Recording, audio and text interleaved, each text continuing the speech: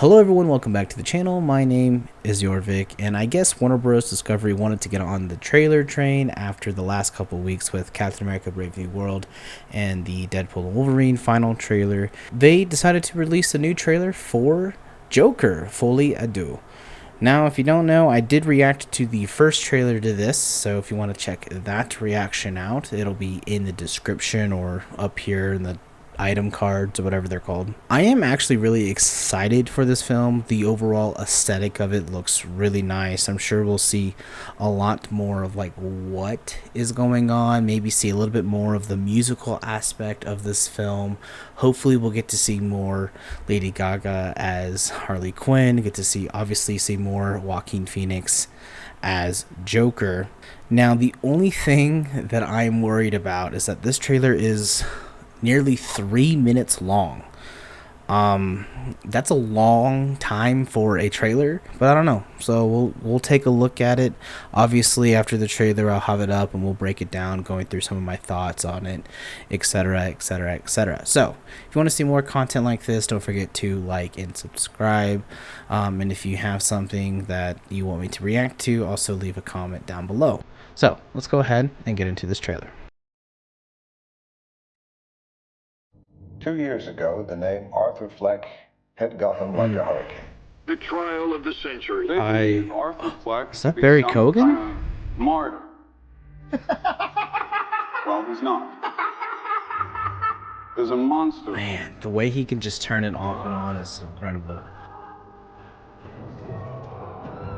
And also the cinematography is just when I first saw so Joker, good in these films. when I saw you.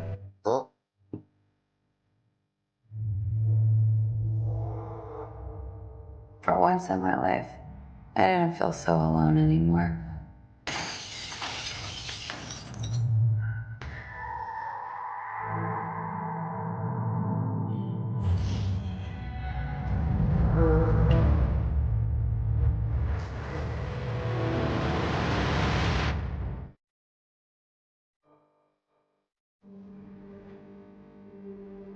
I love the Pepe Le Pew up there. Interesting.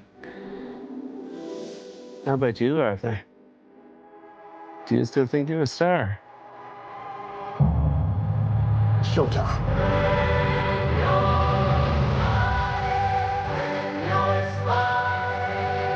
The whole world smiles with you. Oh man. You can do anything you want. Interesting. You're Joker.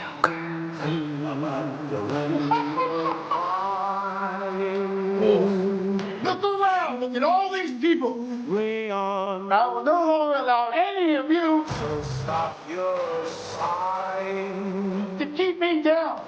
Be happy again. That was the first original trailer. The suspicion that we're not giving the people what they want. It's okay, baby.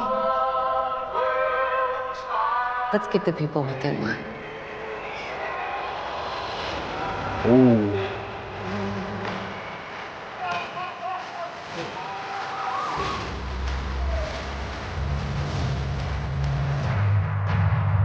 Okay.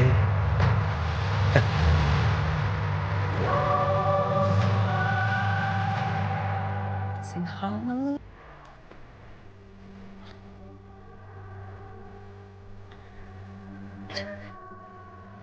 Ooh.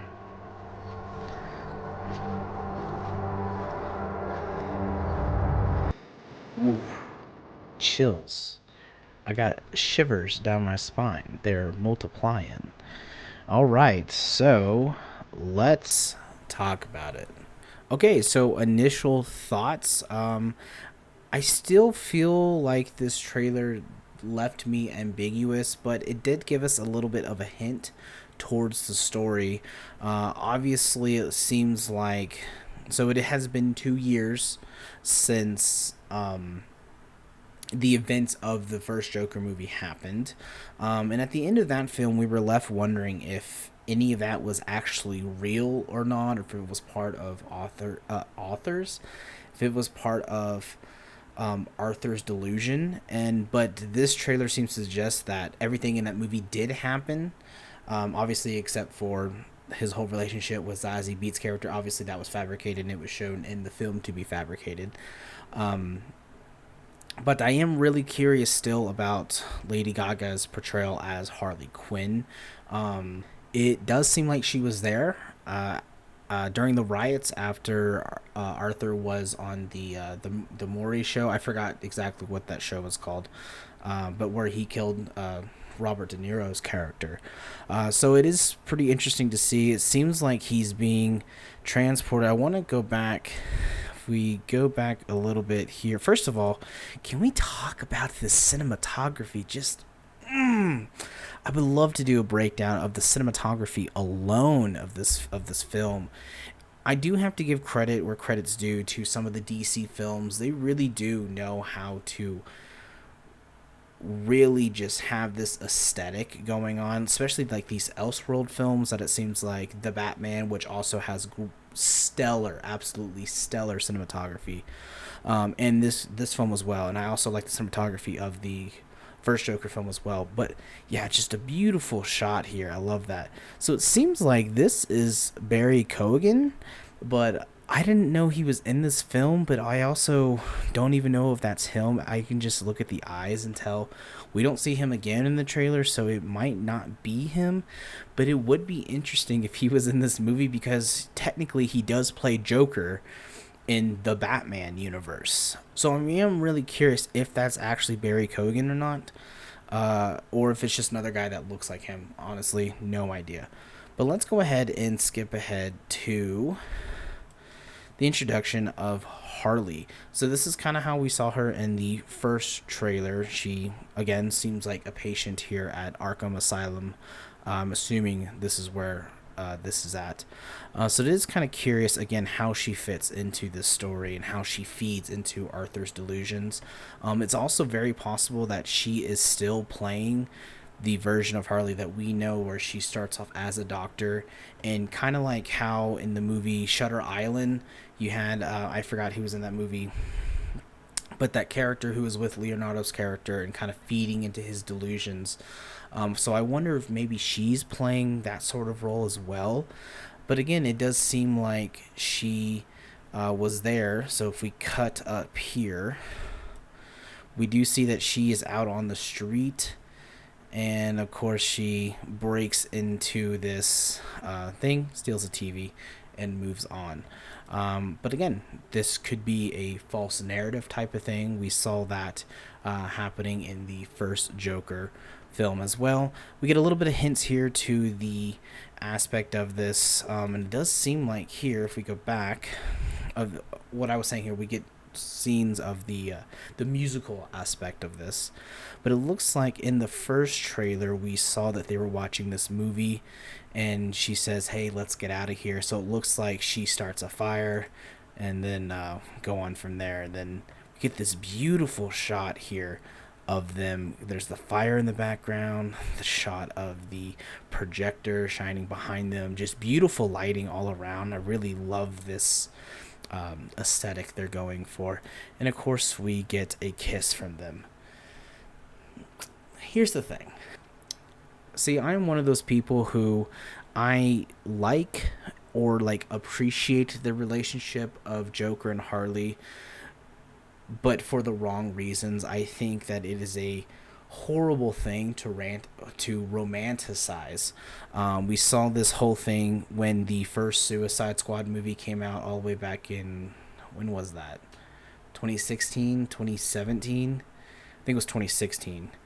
But when you had Jared Leto's Joker and you had Margot Robbie's Harley Quinn, and just their whole like relationship was romanticized in a way that a lot of people wants to be Joker and Harley, and I think those people need to understand that their relationship is super toxic, super abusive, and super one-sided. And obviously in the comics, and of course the Harley Quinn movie, the Birds of Prey movie, which I actually really like. Now, a lot of people don't, because, you know, whatever. And of course her animated show on Max, HBO Max, whatever it's called.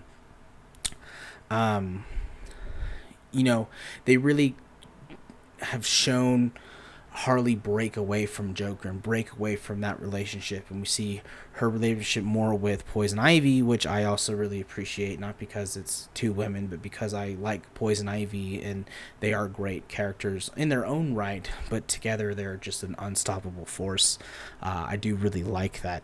So it is kind of strange to me that they're going back to the whole Joker Harley relationship dynamic, but of course this is a completely different take of Joker, completely different take of Harley. Something that obviously when the film comes out and we see how this relationship unfolds, we can really kind of dive in and break it down a little bit more.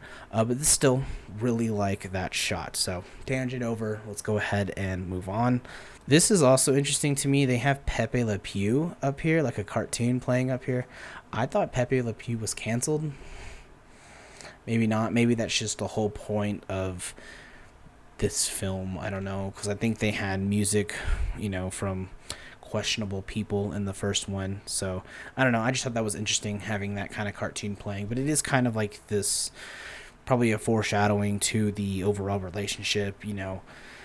In the real world, you have women who are afraid to talk to men because if they show 1 ounce, not all men obviously, but when you show 1 ounce of affection or gratitude to a man and they kind of chase you down, which is kind of the whole Pepe Le Pew's character. And we saw a little bit of that kind of in the first Joker with Zazie Beetz' character, on how she interacted with him once and then Arthur kind of faked this whole relationship.